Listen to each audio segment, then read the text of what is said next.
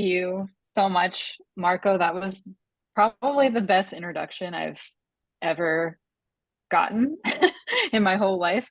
Yeah, I'm so honored to be here talking to you guys. And Marco, before I knew you were an artist, I could almost tell there was like this energy, and obviously your outfit was you were best dressed at the Geneva conference.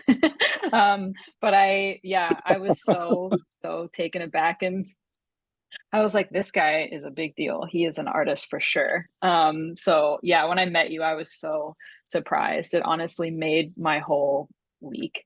That was like, yeah, the best surprise I could have had during that conference because I was a little nervous, obviously. That's the probably the biggest group I've ever spoken in front of. I think there was 400-ish people there.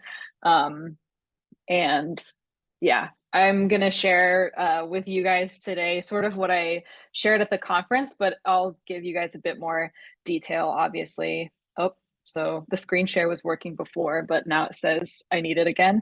I'm sorry. Yeah, it says it got disabled. I don't know what happened. Let me just, okay, perfect. Thank you. So I'm gonna go into just full screen. If you guys have downloaded the PDF, this is kind of just like a nicer version of it. It's pretty much the same. Let me get full screen. Can you guys see the PDF in full screen okay? Just to make sure. Looks great. Okay. Okay, so I'll just kick this off. I have some notes here, so you'll see me look down a little bit because I don't want to miss anything with you guys. But if anyone wants to ask questions or stop me throughout this, like please do. Um, this can be as interactive as you want, and obviously we're going to talk afterwards. But um, thank you again for inviting me. My name's Anna. I'm an artist and designer, and I'm living and working in New York City right now. And I'm going to share my thesis project that I just finished at the GSD at Harvard. It's called Demining Reimagined. And as Marco said earlier, I have a background in studio art. This is one of my drawings to the left. I went to school for sort of drawing and printmaking at University of Colorado in Boulder. I was also on a full-time ROTC scholarship, meaning like the military paid for my college, and I had to commission and stay in the Navy for 4 to 5 years after that. I ended up staying in the military for 10 years. Um, again, my job was called explosive ordnance disposal. Sometimes I just say bomb technician because that's a little easier. I was also a diver. And my job was really centered around clearing and mitigating explosive hazards, restoring freedom of movement for populations afflicted by war, and doing this in a variety of environments. Just a quick background on what being a EOD officer and diver entails, if you guys are wondering.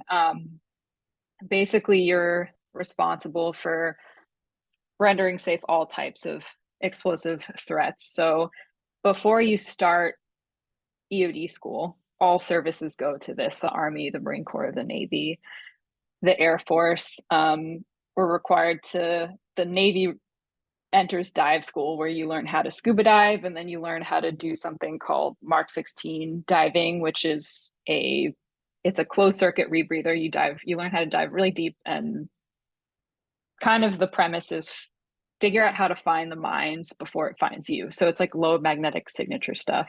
All of this is a little bit like frivolous background maybe, but just in case you're wondering, an EOD school is sort of like a crawl, walk, run thing. Like you start learning basic demolition, basic ground ordnance.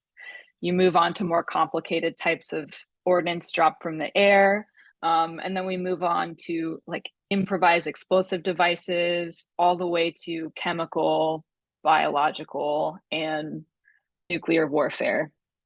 So it gets kind of busy. And then the Navy goes through underwater ordnance disposal, where you learn how to deal with mines, torpedoes, limpets, all these types of things. And about, I would say 0.5% or less. It might be 1% now, but it's probably still like 0.5% of EOD technicians are women. It's not very many. Very male dominated profession. And I say this up front not to like congratulate myself, but to basically point out that this project that I'm about to share with you, I wanted to look at the world of demining, humanitarian demining through an eco-feminist lens because in the Navy, I didn't really have the language for that. But when I was at Harvard, I was really impacted by sort of the environmental classes I took. And you guys also might be thinking, why would you decide to major in art and then join the military?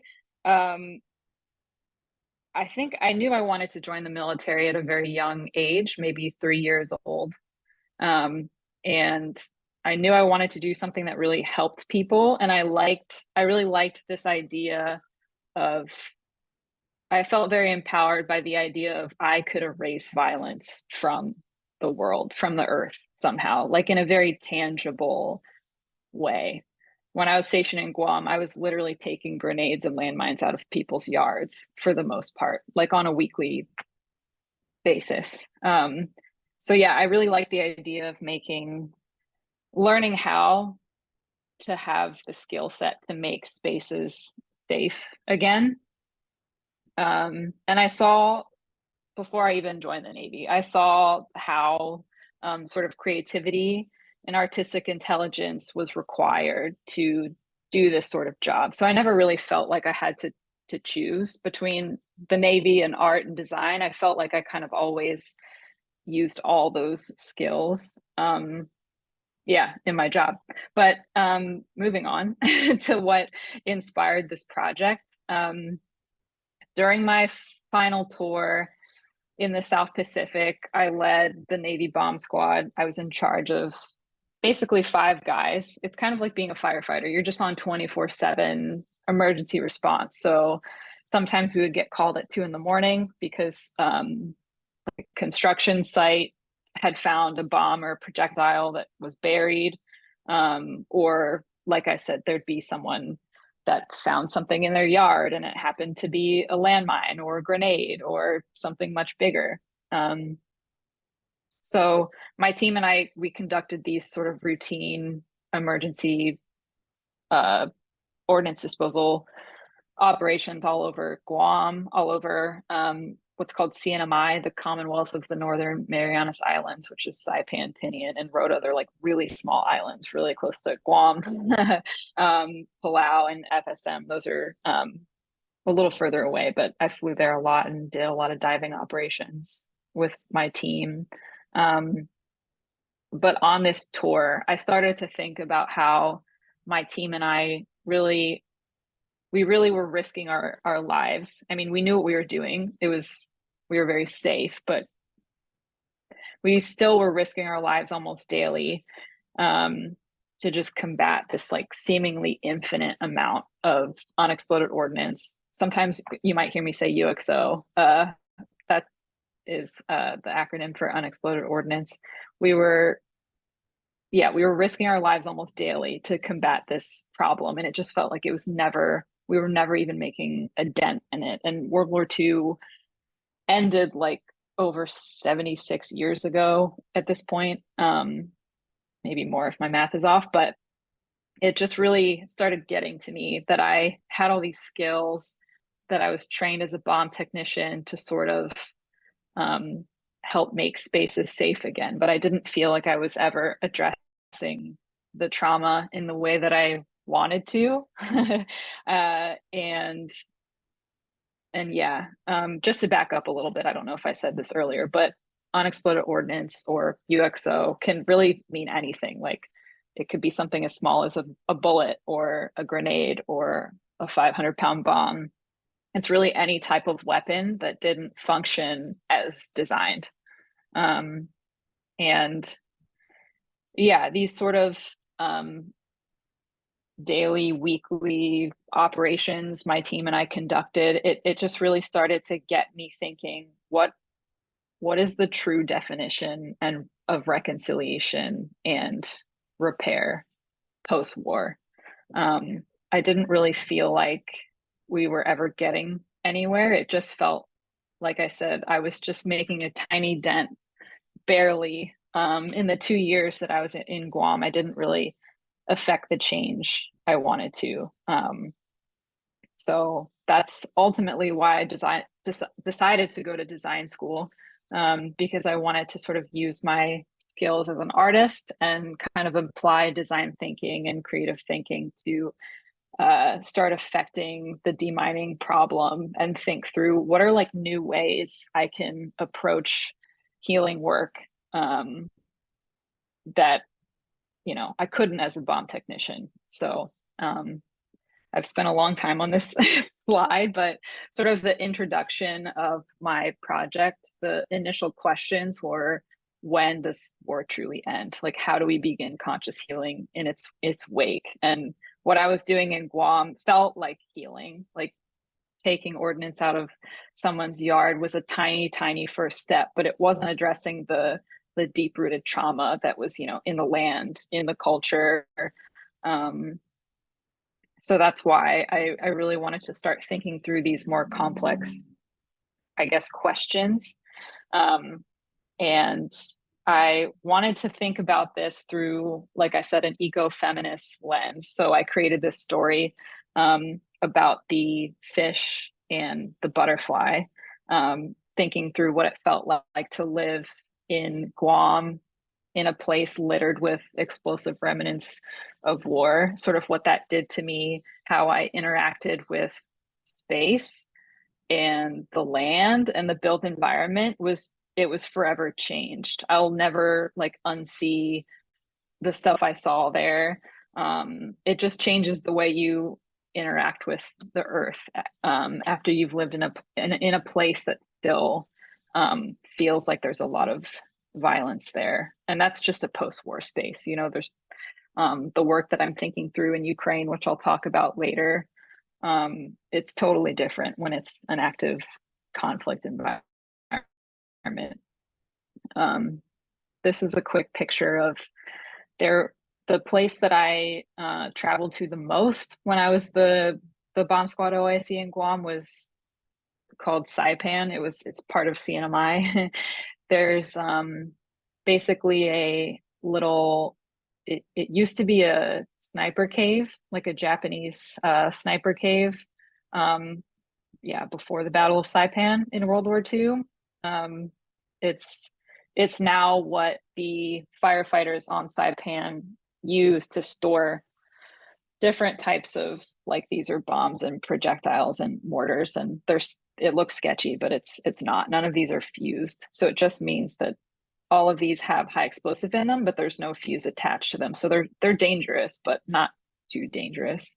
Um, this is where we would fly to, and just I would say, like, every trip, every couple months, do maybe 10 to 15,000 pounds of ordnance disposal on this island. And yeah, that always like gets me fired up, because the island of Saipan doesn't have a dedicated bomb squad team. My team would respond.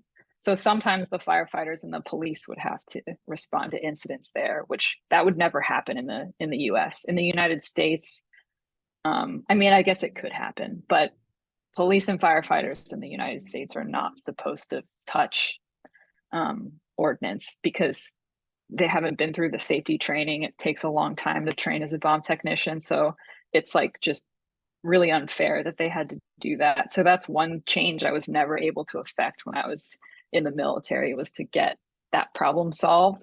But I'm kind of going off topic a little bit here, but just little things like that. That's what really kind of got me going and wanting to get out of the military a little bit.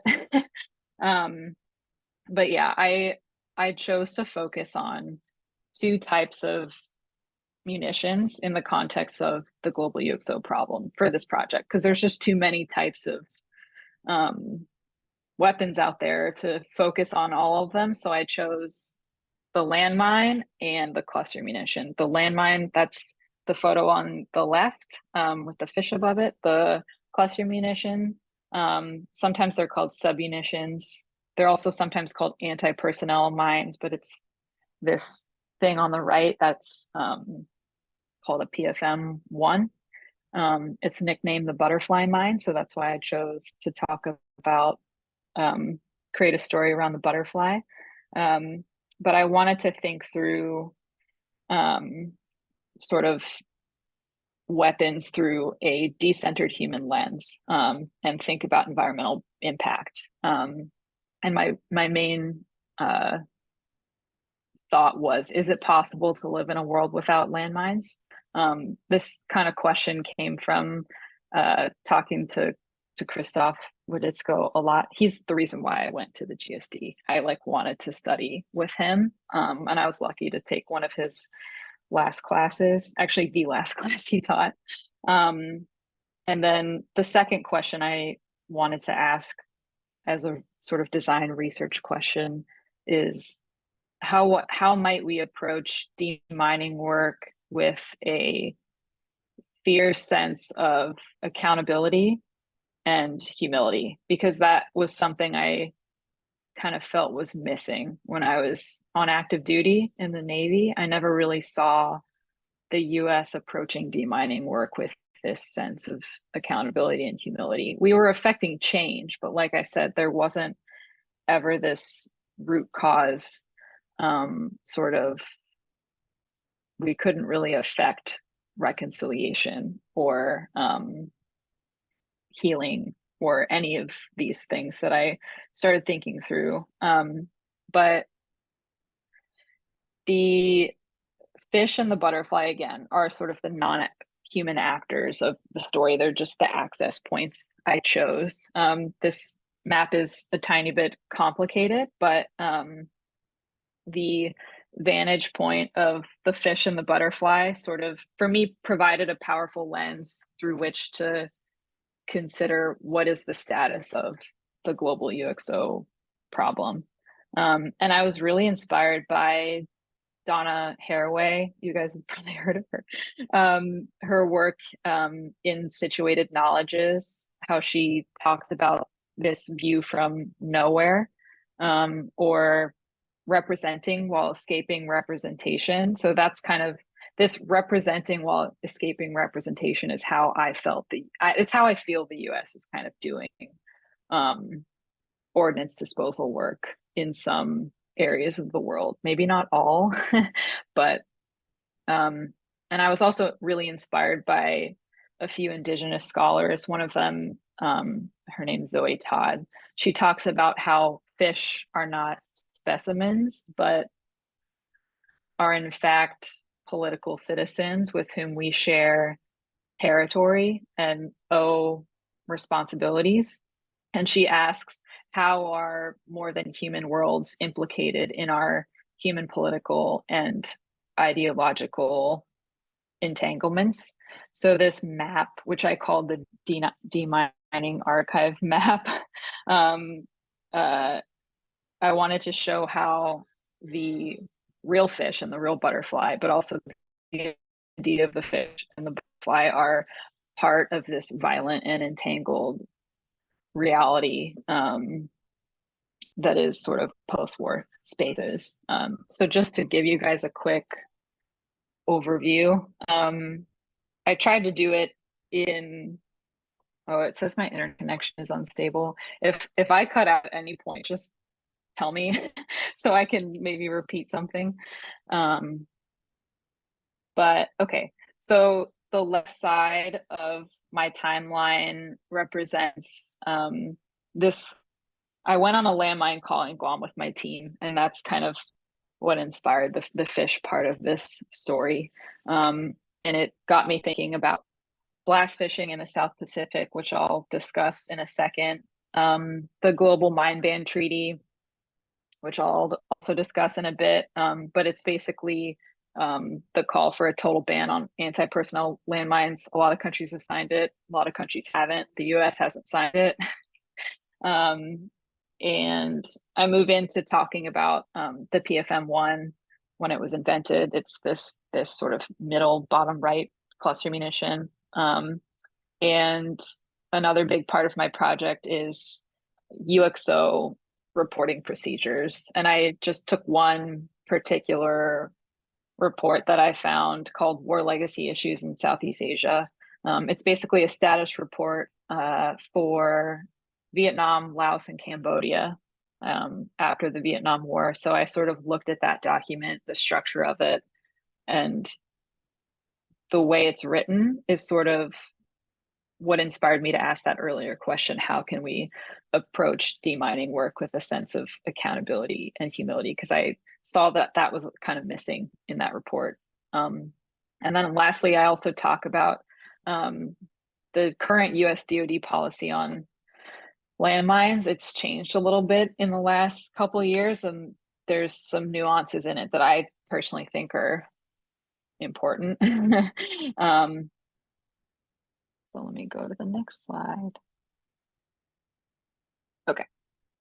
Okay, so I'll try to tell this in order. I did kind of a quick like archive run through, and I didn't do that last time in the last time I explained this, but the Type 93 landmine that you saw right here, all the way on the left, that's like a pretty picture of what this, I don't know if you guys can see my mouse. This is, you know, a kind of messed up version of one of those. It's a Japanese anti-tank landmine, actually. So it's a pretty big landmine. But my team and I got this call in Guam. Actually, a farmer, one of his cows had stepped on this landmine, and it was fine.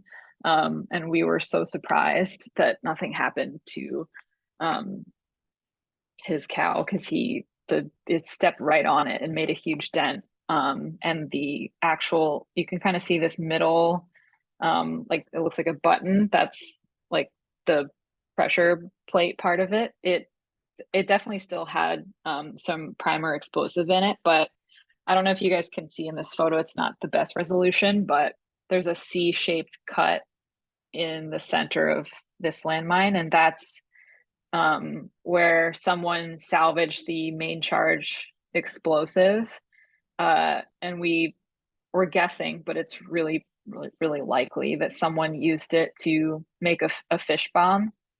That's like a pretty normal practice in the South Pacific. It's not something that you hear too much about in the US, or at least I personally haven't in the news very often. Like, people unfortunately pass away or get hurt quite often over there. Kind of really a lot of places in the South Pacific still, because people fish that way.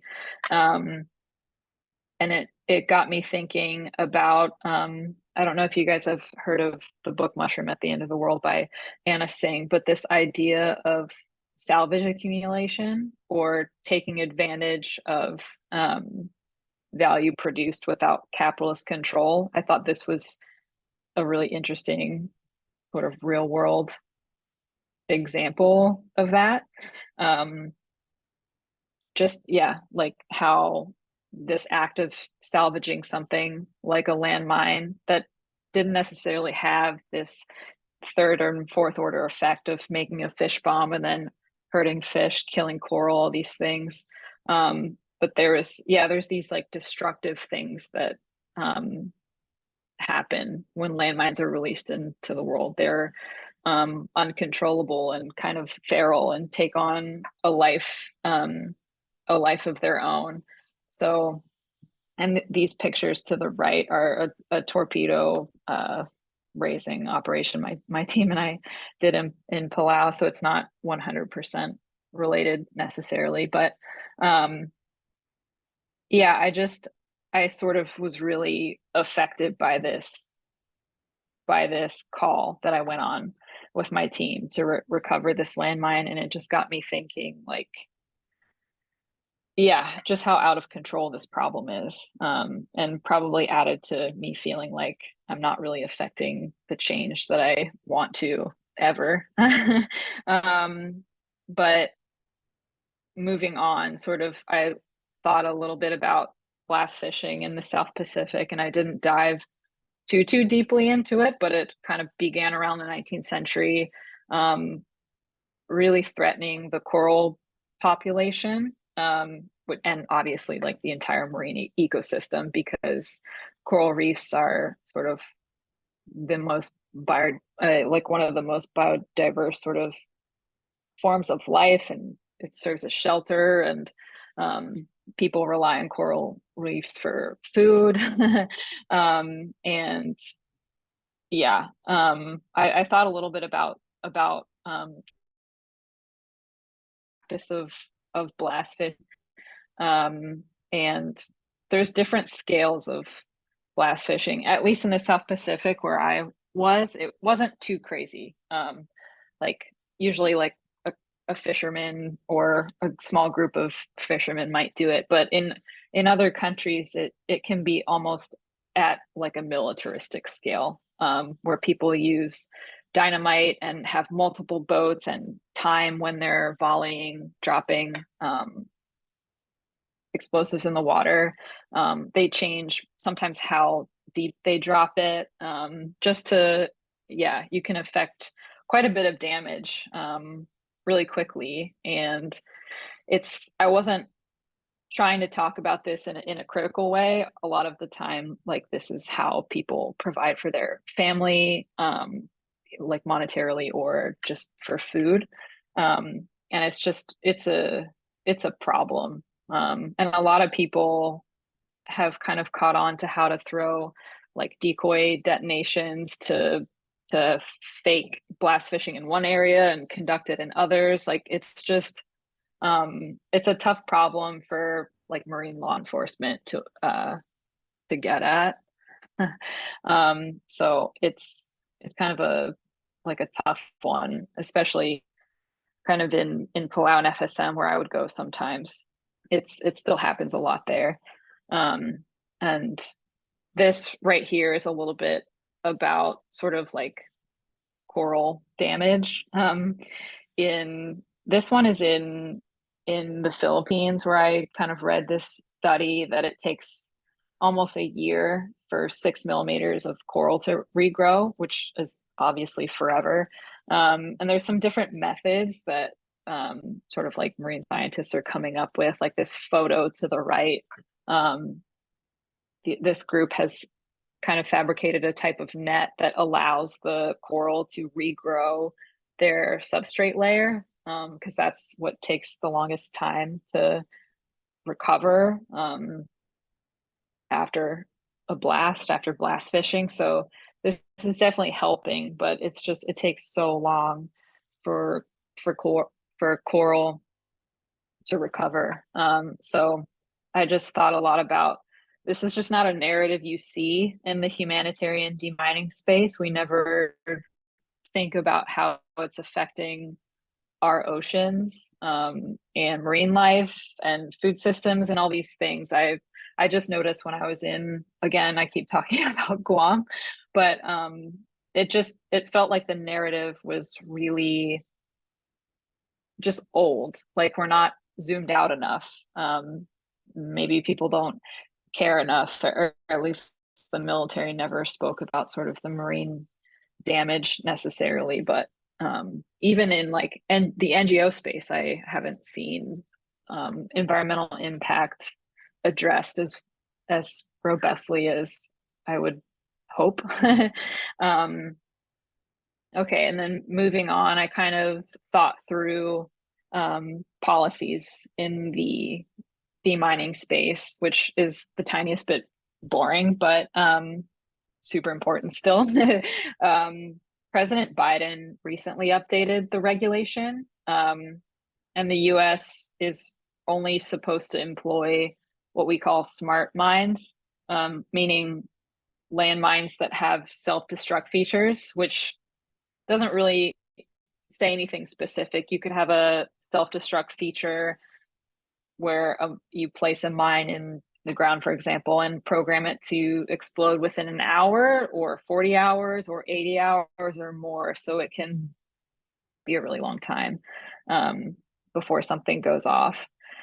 But the US still retains mines for what we say is the defense of South Korea in case of a North Korea invasion. Therefore, the US is not currently a signatory of the global mine ban talking about before.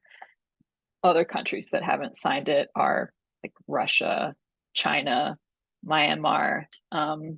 There's a few, but joining the mine ban treaty basically means you're the country can never use, retain, or develop anti-personnel mines, and they also have to destroy their stockpiles of mines within 4 years of becoming a signatory, which is really hard to do.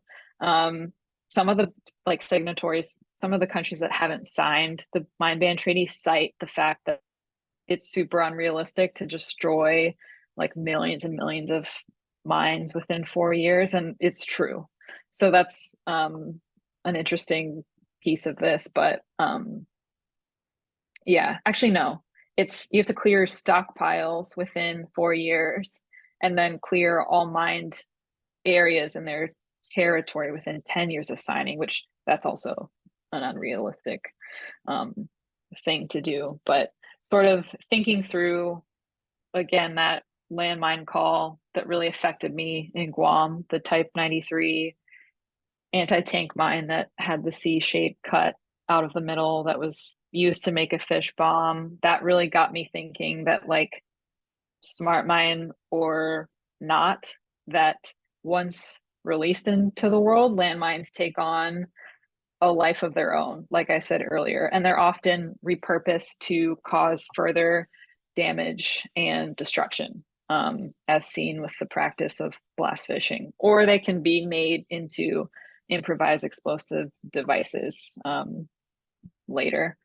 This is the Global Mine Ban Treaty info, and also some not so great maps of anti-personnel landmine contamination.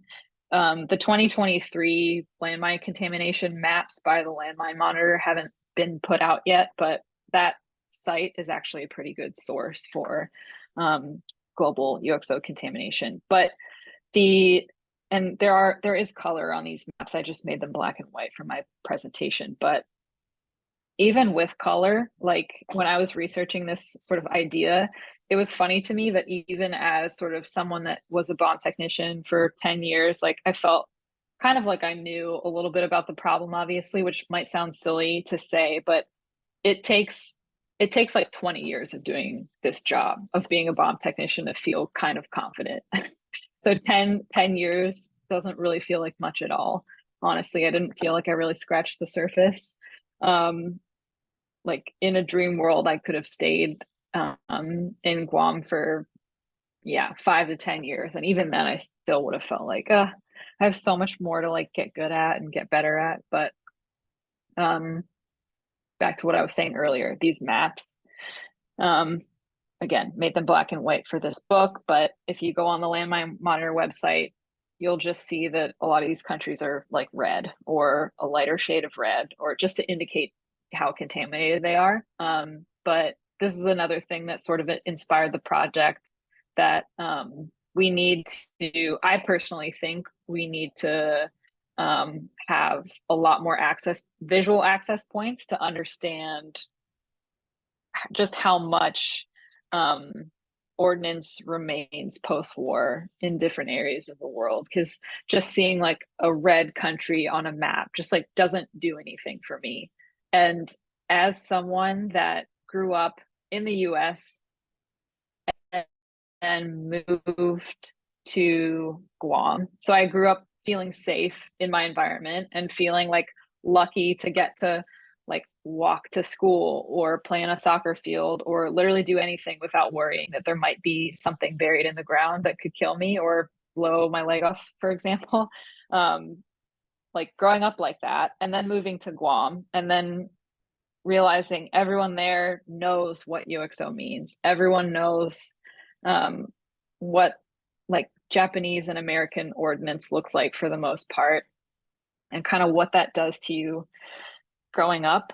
When I saw these maps, my initial reaction was, yep, this is why, like, there's this kind of willed, like, turning away. Like, you can just look at a map and see a red country. For me, this is how I felt as an American. And then I'm like, well, yeah, that's bad. And then I can just go back to doing whatever I was doing and think like, wow, that's bad over there. And but I just never viscerally felt it until, I mean, I kind of did because I wanted to be a bomb technician when I was a kid. But like, what I'm trying to say is I didn't really feel the depth or the gravity of the problem by looking at this map. So that's kind of what got me thinking, like, as an artist and a designer, we need to, communicate this stuff a little better. Not saying that any of this is bad. This is like wonderful information. And I'm definitely not trying to be critical of the work that's already out there, like all this stuff. Everyone, like at the conference I just went to in Geneva, everyone like clearly wants to do good. It's just like, how can we sort of galvanize more interdisciplinary help um, to, yeah, affect change. Okay, so this is my favorite part of the project. This is the analysis I did on the UXO status reporting procedures, that war legacy issues report from 2019. Like I said, it details the status of Cambodia, Laos, and Vietnam post Vietnam War. And you'll see right here, I kind of made notations on, I started by making notations on the table of contents of the report to begin planning on what I want to add to all future UXO status reports like that the US puts out. This one's written by the Congressional Research Service, like put out by the Department of State. So again, I'm not trying to tear them apart by any means, but I was trying to think through how can we make this like infinitely better. Because for me, the order in which the report was written, what we mention, what we leave out, all of that has like serious implications, political implications for like our relationships with these countries, and just the change we can affect over time. So considering the structure of the document just up front, I noticed that the authors kind of chose to write about finances and money over the status of our relationship with these countries. They detailed sort of facts about the money donated to UXO clearance thus far, like for the last 4 years, really. And the treatment we've given to landmine victims through US aid, which all of this is great, but I noticed that it wasn't until halfway through the report that the author speaks about the carpet bombing runs the US conducted in the 1970s, like the bombing runs that really were meant to target North Vietnam, but millions of explosives fell on South Vietnam, Cambodia, and Laos. And that's just a small fraction of, it's almost estimated that half of the UXO contaminating the region is of US origin, which isn't surprising, but still it's a big deal. That's a ton of US ordnance on sort of countries that, yeah, we were not targeting Cambodia and Laos in this instance, which I don't know if you guys might be feeling this way. When I was sort of writing about this, it felt weird to me to talk about sort of like the ethics of warfare, or I didn't really like, it was hard for me to talk about this stuff from a neutral angle, obviously. But yeah, thinking through like just fratricide is overly simplistic, but I only had 2 months for this project, so I'm gonna keep working on this. I'm still working on this project, so um, it's something that I want to do more is kind of think through this report in a maybe bit more like nuanced way. Um, but towards the end of this document, I saw something really sort of poignant and surprising. The authors chose to write that while Cambodians and Laotians and Vietnamese view US demining efforts in the region as a base moral obligation, like that was the quote in the report, the US government conversely views its support for UXO clearance as a positive and relationship building opportunity. So when I was reading this, I was just struck by the insensitivity of this language, by unevenness of those metaphors, um, and thought to myself, like, the demining process got an unstable connection. I'm gonna re-say that. I just thought about how the demining process itself cannot be a like a major driving factor in pushing our relationships forward. That's obviously a base moral obligation.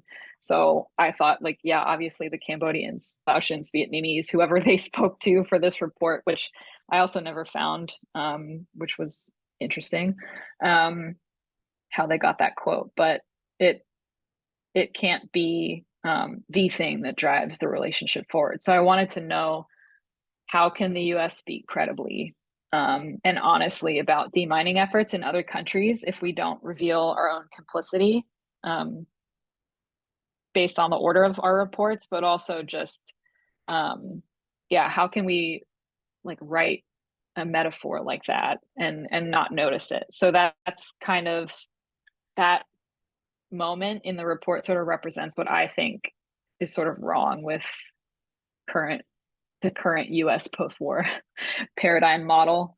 Um, and so I thought transparent reporting is vital, and that our tendency to prioritize Western narratives and actions needs to be addressed. And we need to write our reports and plan our missions in ways that honors the partnership we are saying that we hope to rebuild in the name of post-conflict resolution. Um, so this is another little pivot. I started sort of engaging with professionals in the field. The top photo is a Zoom call I did with an NGO called Bomb Techs Without Borders. They were founded in California, kind of run by mainly Army bomb technicians. And they've been in Ukraine since the war started. They're still there. They're doing really amazing work. I'm their editor in chief now, because I basically forced myself into their organization. But yeah, I spent a long time talking to them and a few other NGOs about how mine action right now, when people think mine action campaigning, I think a lot of the time you think of commercials of maybe a kid stepping on a landmine while playing soccer or not being able to go to school, or sort of a lot of like uh, landmine victim assistance, which again is all incredibly important and is a huge part of this problem and this narrative. But I spent a lot of time talking to these guys about how the UXO problem needs to be connected to larger systems like climate change, the ocean, the environment, agriculture. Um, like, how is this problem affecting and touching every single person in this world? Because right now, if you ask the average person how much ordnance is contaminating the world, they will not know. And the number is in the tens of millions. It's probably more than that because no one ever really records um, or where and when they're laying minefields, for example, or how much ordnance they've dropped. And I mean, some countries do, but yeah. And another thing that I really am excited about is I'm trying to think through new ways to campaign for both International Mine Action Awareness Day, which is on April 4th. That was like an artistic intervention I proposed for this project.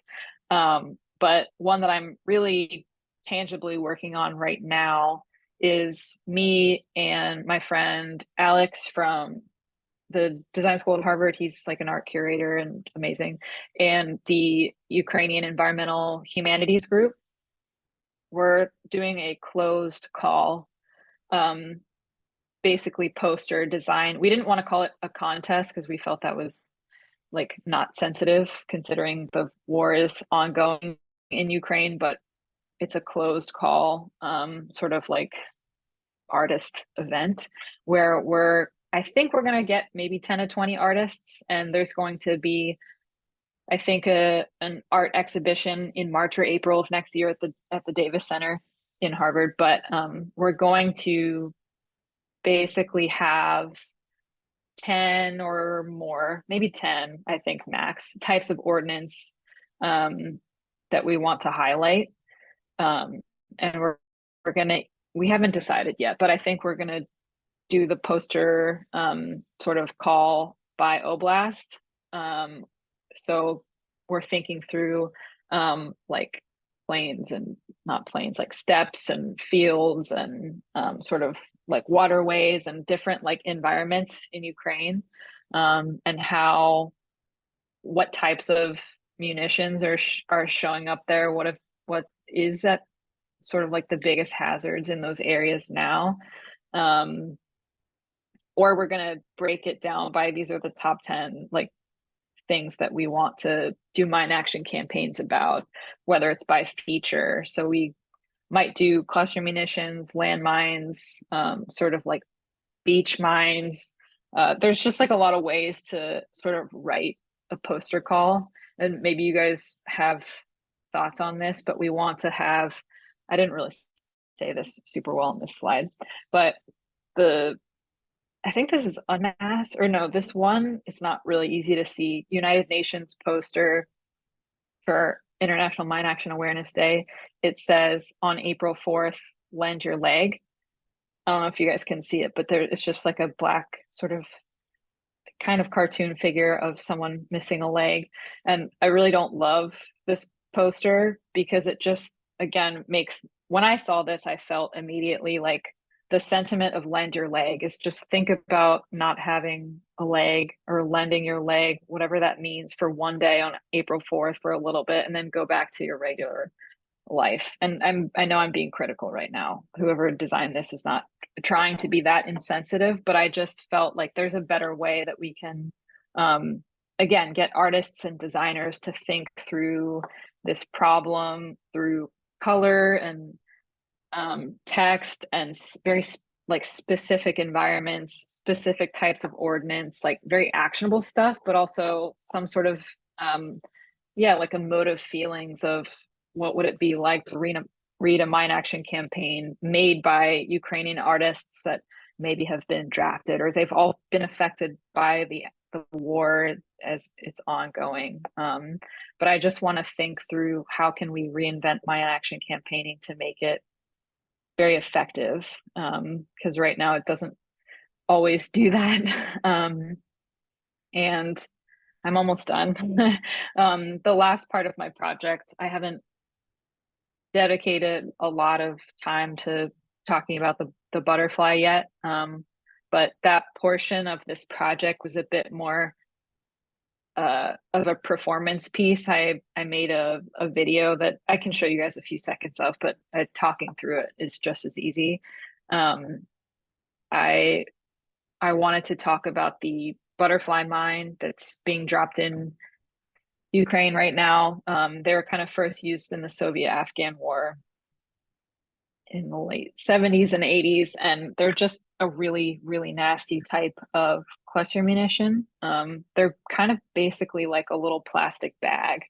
The left side the thicker side has two different types. Well, it's usually one, but there's two variations, types of liquid explosive in it. And it takes 5 kilograms of pressure or less to make these go off. So they're really, really sensitive. They're really lightweight.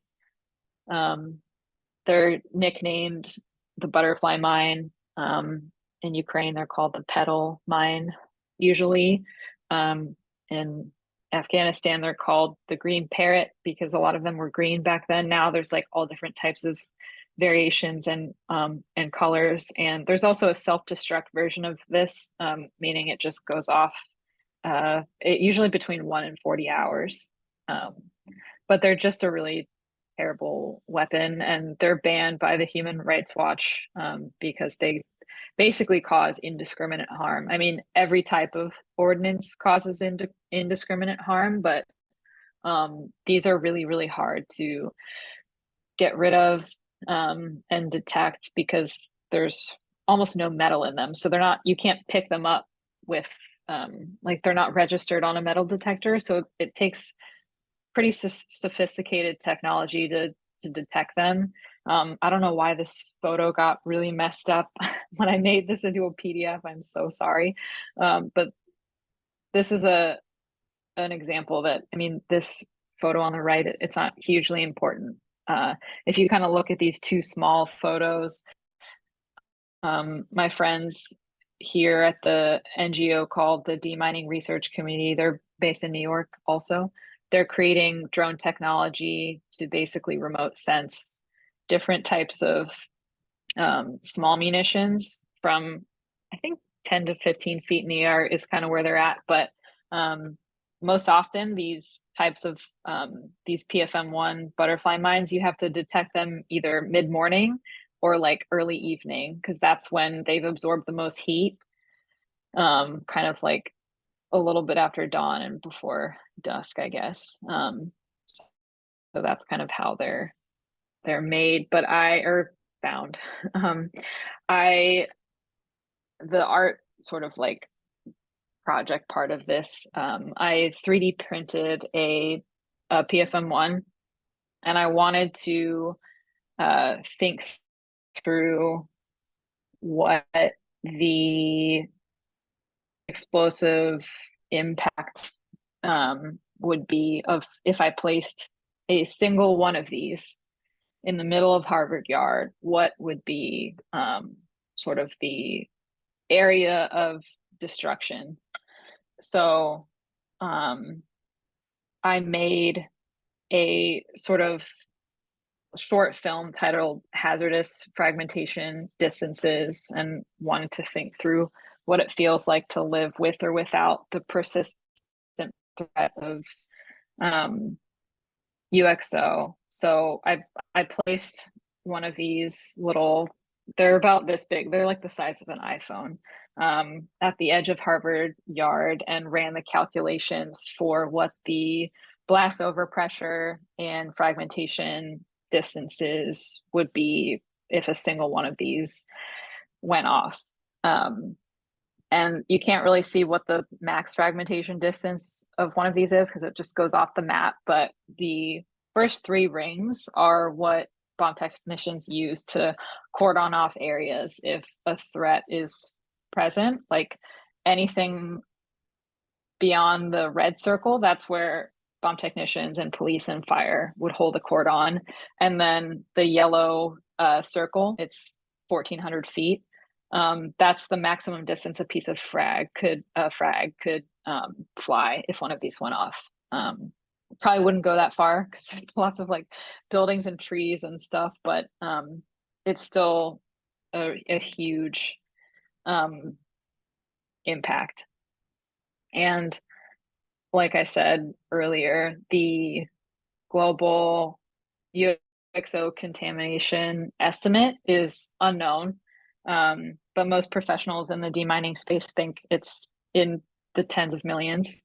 So just imagine this impact chart multiplied by 10 million.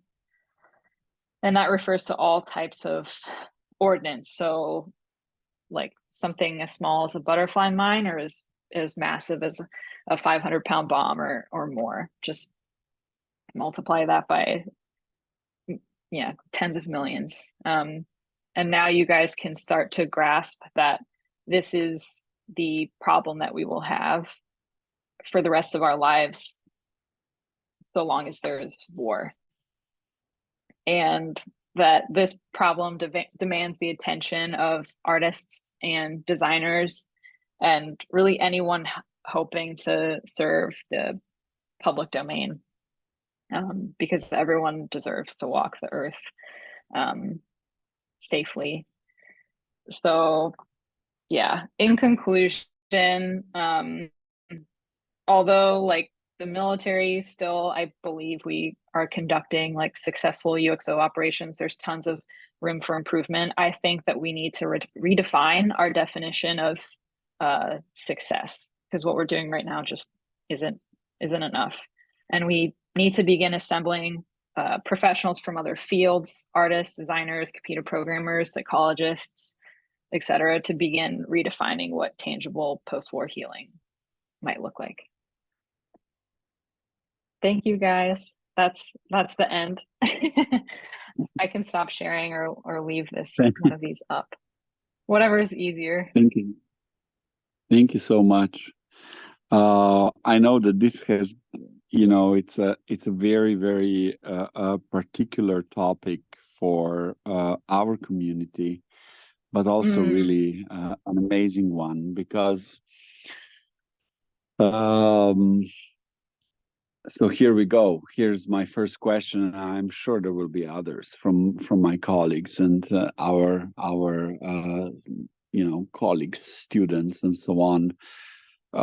Where does design come into this? How do you actually see design's role in your research practice? Because that's what it is, right? This is a whole new, new for us, for me, even though I've been diving in this world for some time, because of the wars in former Yugoslavia were extremely formative for my whole practice and aesthetics and so on.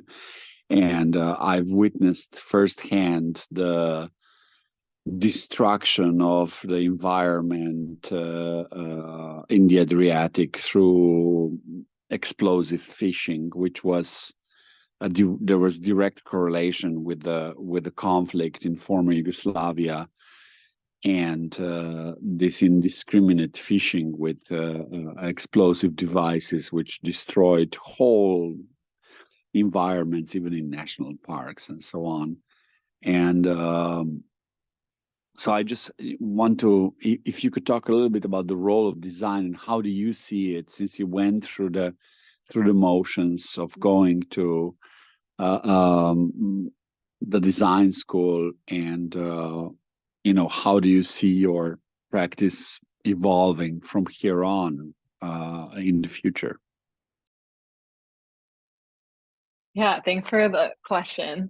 I think, well, just if you guys are okay with this, I'll back up for 1 second. The thinking through this project was interesting for me as sort of like a Navy veteran, which a lot of people don't even want to call themselves veterans, but I had this sort of really hard, I would say, like identity crisis moment. I left my team in Guam in like March, I think, and then a couple months later I was starting at the GSD, which is amazing and like such a lucky experience I'm so grateful for, but it was a really harsh transition, like culturally, for me, working with like all men on these like really small, tight-knit teams where you would die for the person next to you, even if you hated them.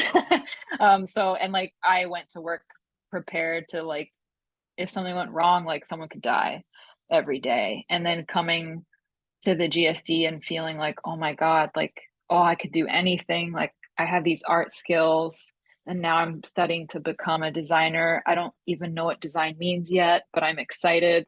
Like I kind of had this weird feeling for the first year at the GSD that I had to drop my military experience, that I wasn't really supposed to just keep talking about it and talking about it. Because when you're like a bomb technician, you're taught that if you talk about yourself, that's one of the worst things you can do. Like being humble to a almost harmful degree to your self-worth is like how we're taught. So I had a hard time even thinking through this project originally, but what kind of got me inspired was one, like the power of design thinking, because I didn't really know what design thinking was, and then kind of thinking through Christoph's projects and how he used public spaces and the act of, he always used to say like the act of truth telling has restorative power. So that sort of sentiment got me thinking, okay, maybe I can visually map out and design the ways that I want to affect the change I wish I could have affected in the military. So I guess one access point was like design thinking and just totally inventing like a little roadmap for myself. And I just called that design. um, I guess that's one angle. Another angle is I think we just need to have like harder conversations, lectures, talks, seminars, build interdisciplinary teams. And I think that's something design school gave me, is if we were in a studio class or a seminar or a project where we were like assigned, like in Christoph's class, a problem set and we had to design something for it. It was like half art intervention, half like maybe product design. And then we would create a narrative around it or film it. There was all these like visual access points that we would use to sort of tell our story and our solution to like a problem. So I think that's where design needs to come into the humanitarian demining space, is an example of what I'm doing now with the Ukrainian Environmental Working Group and my friend Alex, who's a curator. Like the only way we're going to do really badass campaigning and get people aware of the problem, and sort of more help where it's needed, is to get really interesting interdisciplinary teams, and to be really, I think, critical of where we're at and where we need to go and how to get there in 1 to 5 years. But I think another thing that GSD gave me with, maybe that I just keep saying design thinking because that's kind of the blanket term that I've come to understand, but like really amazing imagined futures. Like if I had asked a bomb technician in the Navy, like, can you guys imagine a world without landmines? They would laugh in my face. But if I said that to a group of designers, they'd be like, yeah, let's make a rendering about it. Let's make a storyboard about it. We could make a video performance imagined future piece about it. Like that was just something that was not a weird thing to say. So I think that's where the conversations need to start, from sort of a practical 1 to 5 year plan, which is maybe a bit engineering, a bit design thinking, a bit artist skill, and then these like really amazing imagined futures that most people in the military, that my friends would be like, yeah, that's not going to happen. So I'd never wanted to live in either spot. It's just nice to be able to jump between all of those with a team. I don't know if that answers your question well enough, but that's kind of how I think through it. The poster project is like something I'm feeling like, okay, this is a real tangible action step that I've been wanting to take for a while. Yeah, I mean, you're coming from a really hard place in terms of, this transmitting this type of ethical horizon to your colleagues that you had to deal with on a daily basis. I think that's extremely valuable as an experience, and it's definitely worth working on that. I mean, this is also a large part of my work is dealing with this, and there are results. It's possible. It's not impossible. but it takes time, it takes patience, it takes education, it takes persistence, all of these things. But yeah, it's very, very important. Anyway, I there's other people here, so they will, I hope, ask some more questions. And there's actually Anna Cardenas, one of our PhD students, mentioned Oh yeah. Oh, thank you for Carlos. sending. Yeah, and his work. So yeah, she just wrote that she's in the office and cannot talk, but Oh, to me. But yeah, that's something. There's other people working in this space, which is fantastic to see. wow. Oh yeah, thank you. I'm gonna check this out. That's so cool. This is amazing. Yeah, this is some like this example. This is the kind of incredible stuff that I also felt so lucky to get to take classes at MIT and like the media lab. And I actually, this is going to sound funny, but I worked with the media lab, or not the media lab, the nanotechnology. Well, I worked with the media lab, but the nanotechnology lab for a bit, because there's a scientist there that had a grant to study plants that can detect explosives. So he basically was taking nanoparticles, injecting them into like the leaves of plants, and sometimes he would do it with like the water in the soil. And he would usually put like picric acid, which is a type of like explosive compound, but they would, I think they would shine like some sort of light or Raspberry Pi. I forget how they did it, but they would shine a light on the plant and they would glow if there was explosive residue in the soil. So there's this like really interesting research that you would never like think about that was kind of coming out at MIT about this like problem. And I think the other thing about thinking through like the attitudes in the military and the practicality and the scale at which you need to sort of think through using technologies in the real world and stuff, that conference in Geneva that we just went to, Marco, it got me thinking like it doesn't have to be perfect. Like that's another thing about design that's so fun, is there's so much room for testing. And I didn't talk about this in my lecture, but a project that I'm doing with the NGO I work for, well, I'm going to help. It's a lot of people with Bomb Techs Without Borders. We have this thing called CRAD, the Consortium for Explosive it's like for soil remediation and agriculture development.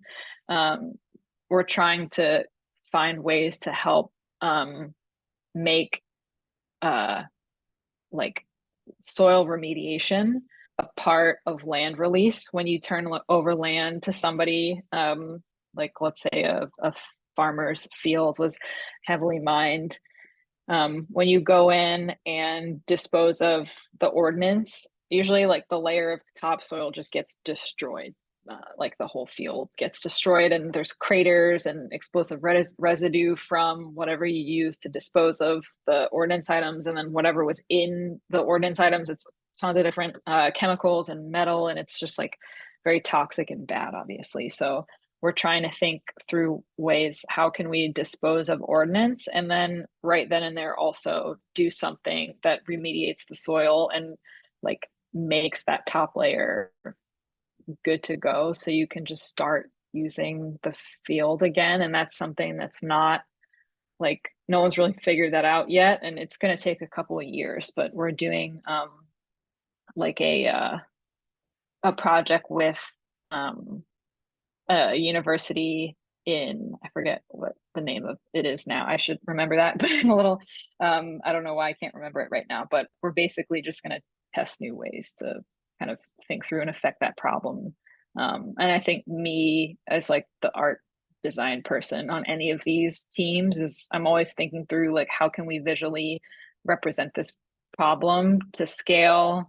How can we talk about the environment and sort of like uplift and uphold the non-human lens this whole time, and also be like equally very practical and sensitive. So it's kind of complicated, but I think that's a fun thing that I get to do. Yeah, as an artist and designer on any of these teams, is I get to talk about the narrative and giving people a lot of access points to understand the problem visually, or like I said, through an environmental lens, because I'm just like super inspired by like indigenous scholarship, and my grandma was a medical illustrator and marine biologist. So growing up, I've just read tons of books about like plants and animals, and yeah.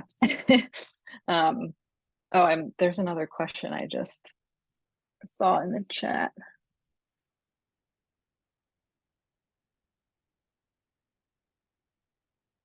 Oh, okay.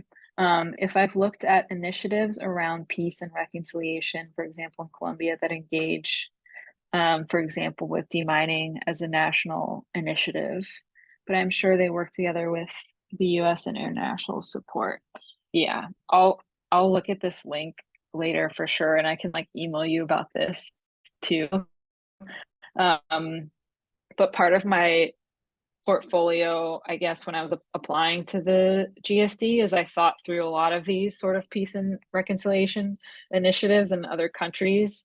And I especially looked at what sort of like the gender equity lens was, because a lot of countries are now trying to get more women to become humanitarian deminers. And I thought about sort of like what's doing to yeah, gender equity for that country or that place. I mean, for like example, in Laos or some of these places where it's like a bit like they're just a lot of these women are just like achieving new levels of socioeconomic status and affording to send their kids to school and afford phones and better transportation, all these things. And I thought a lot about sort of what peace and reconciliation work looks like when maybe women are becoming deminers, because there's this really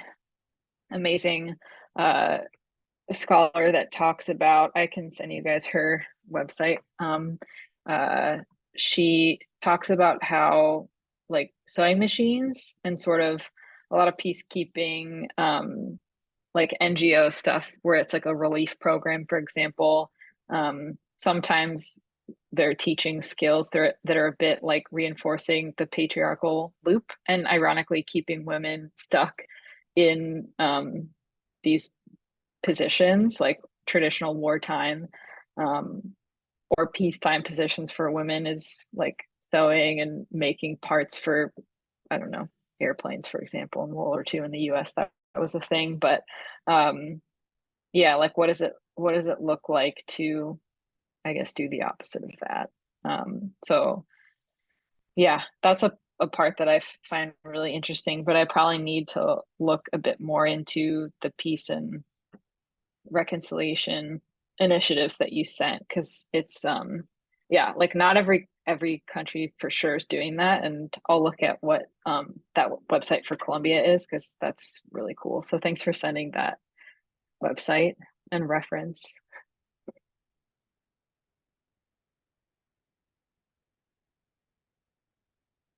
I can also show you guys super quick. It's not my best sort of recording, but I can quickly play the in the background just the Hazardous Fragmentation Distances film. I don't know if you guys can hear it. You have to share the sound when you share the screen. You have to share the audio okay. too. Okay. Can you guys hear the sound okay now? It's kind of quiet, even if.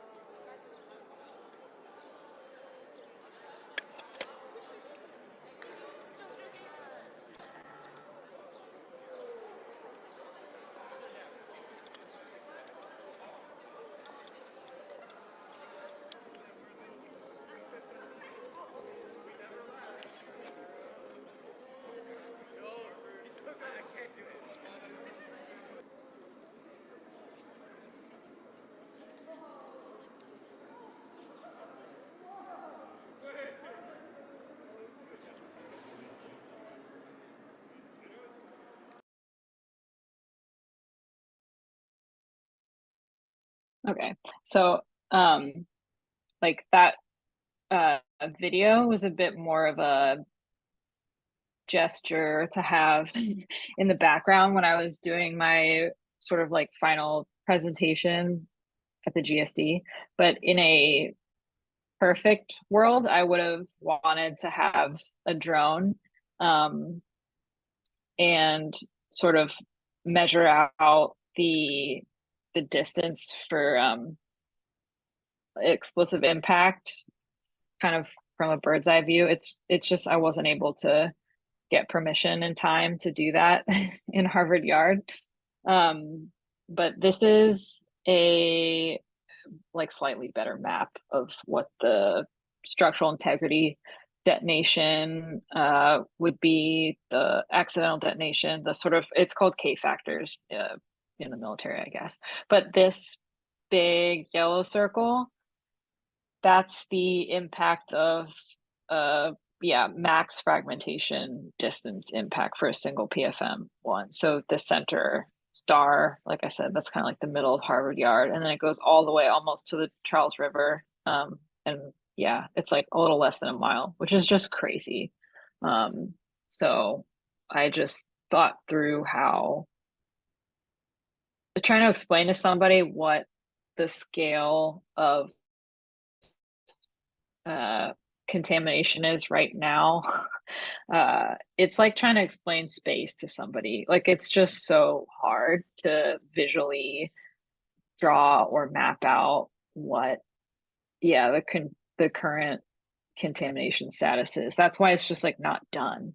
Every like paper you'll read for the most part about like UXO impact status stuff, it just says what the current estimate is, like tens of millions, and then you don't really see anything after that, or you see a country that just like it's all red, which is it's like accurate, but it doesn't really, I think, help people visualize what the the problem was, or what the like the real scale of the problem is. So that's why like I thought it was cool to think through, this is the calculation that you like have really easy access to if you're a bomb technician. Doing it by hand is kind of hard.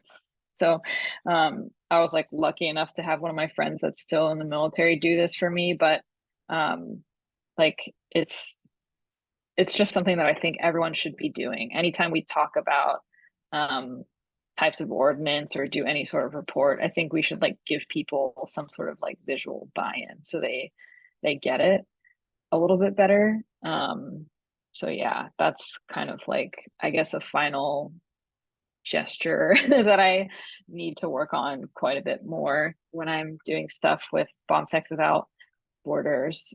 We do this thing every week called Ordinance of the Week. Well, it's usually every week, where we post about a new type of ordinance, how it functions, what its hazards are. And I think we're like the first NGO to ever publish an ordinance guide that's side by side it's in Ukrainian and English. So that's kind of not normal. A lot of NGOs obviously just have it in English. So right now I think we're almost at like 600 different types of ordinance, and it's just like growing and growing and growing. Totally open source, free thing. So I'm super proud that we're doing that. So yeah, not totally related to my project, but similar vein. But thanks for letting me share so much with you guys. And I'm always here as a resource if you like think of anything later today or whatever throughout the next couple weeks. Do we have any last questions from the audience?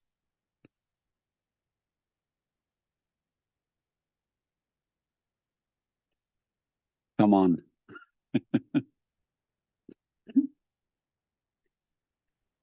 I get it. It's like slower roll towards the end of the semester. I'm grateful that you guys listened, and yeah, if you think of anything, just you can shoot me an email. You can always shoot an email to Anna, and Please download her. Oh, there's a question. Alejandro, just ask online. Come on, don't write it down. Can you hear me? Yes. I can hear Okay. you. My headphones sometimes the microphone doesn't work well, so I read it down. But I was just gonna ask, in your experience transitioning and then doing all this work, I guess it kind of like it's relative to the audience, but has there been any medium or form factor that has proven to be more impactful or has driven like a more thorough conversation with your audience when you're projecting or sharing this information with the public? Yeah, there's a project that I can like let me see if I can just pick an image of it for you guys. But there's a project that I worked on it was in that final class that Christoph Wittesco taught at the GSD. We did a video sort of documentation series. And that's something that like was pretty effective for me. Like I think like maps and posters and sort of like the archive map that I made, all of those are like nice supplementary access points. But I found not necessarily the video I just showed you guys because that was also a bit of a supplement. But I did a video project with two other friends that was like really effective and powerful. Let me see if I can pull it up. And it's just also something that I don't know if you guys have felt this way, but like super out of my comfort zone because like really used to doing black and white, like really tight pointillism drawings. Like that's my style. Like over the summer between my first and second year, I went to a school in Brooklyn called the Grand Central Atelier for a couple of weeks, and I did a figure drawing class, and it was like 10 hours a day in a dark room. Like I spent 80 hours on one drawing of this guy, and then I Okay. did another one of like an ear for 20 hours. Like I just wasn't, I mean, that's a bit more of my style is like just Renaissance suffering. Just like really slow. But yeah, I think like video, honestly, or anything that's like really outside of your comfort zone where you're like, oh my God, I don't even want to try that. Like that's the thing that I think made me the most proud in design school, in general, I guess, as like an artist is whatever the thing that like feels the scariest, that feels like the next step to try. I think that's what got me. Let me see if I can pull up like a picture of this thing for you guys. It's called Thank you. Post Helmet.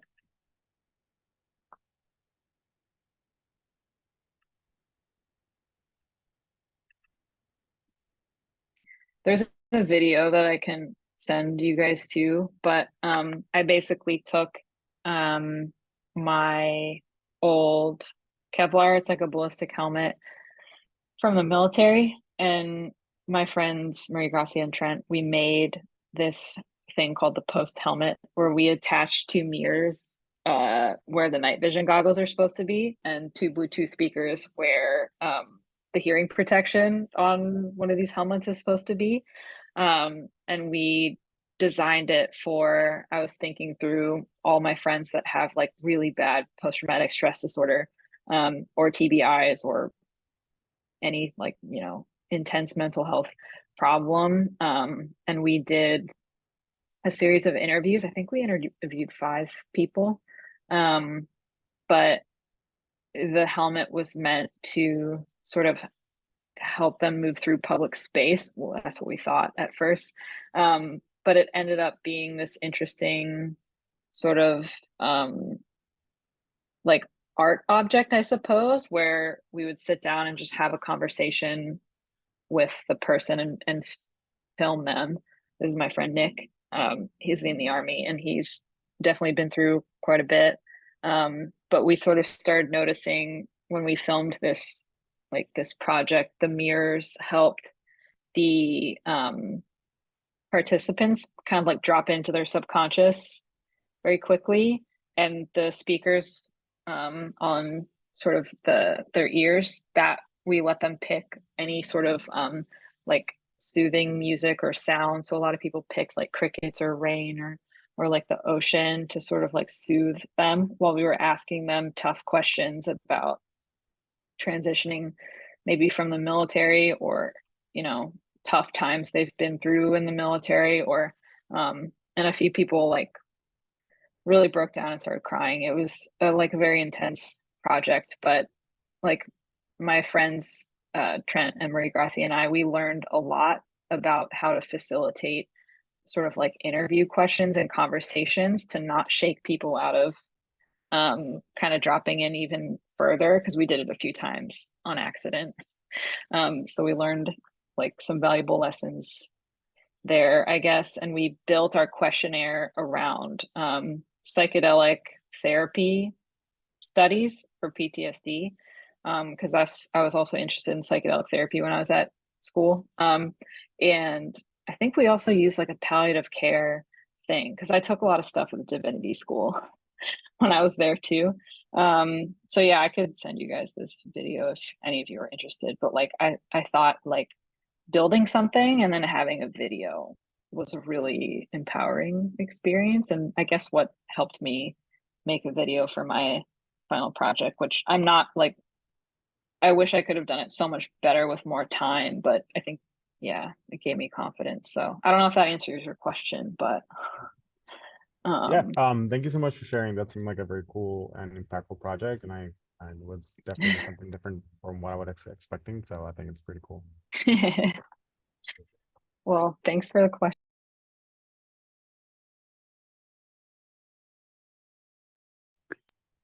All right.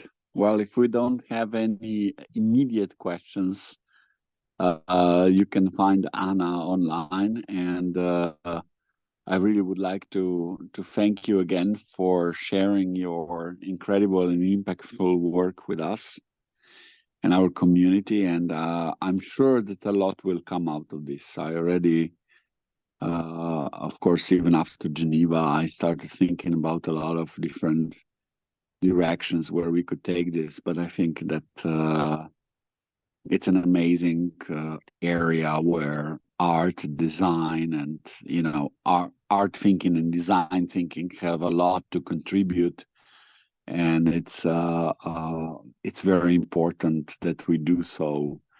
And obviously, there are things already happening, so it's a matter of making them known and visible.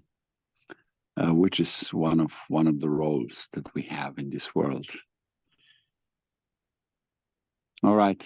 Well, Yeah, thank you thank so you so much. much for the opportunity. I'm so honored and like would love to keep in touch and with obviously everyone. And yeah, if anybody has ideas or yeah, I'm so grateful. And Marco, thank you for the opportunity. And yeah, talking to you guys was so fun. And yeah, I am honored and appreciate it so much and excited to keep in touch.